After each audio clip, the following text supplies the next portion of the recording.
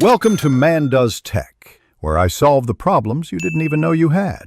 You start by scanning the circuit and labeling every resistor and source so nothing is ambiguous. Once labeled, immediately look for the simplest pair. Two resistors sharing a node with the same current mean series, two sharing both nodes mean parallel. Make a clean redraw that removes wire crossings and group series or parallel clusters.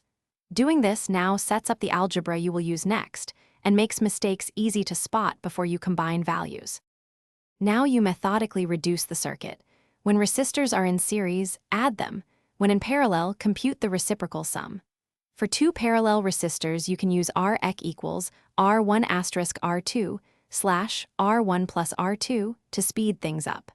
After each combination, redraw and relabel that group as its equivalent resistor so the schematic stays clear. Repeat these reductions step by step until you reach a single equivalent resistance across the supply.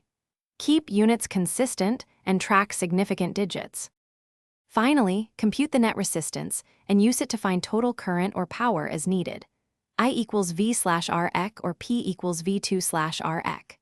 Once you have totals, work backward.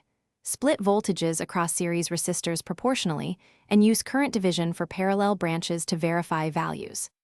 If numbers don't add up, double-check which nodes were common, confirm series versus parallel assumptions, and inspect for shorted or open paths. One key tip: measure with a multimeter in circuit or simulate to catch wiring mistakes quickly. Thanks for watching. If you found this helpful, don't forget to like and subscribe.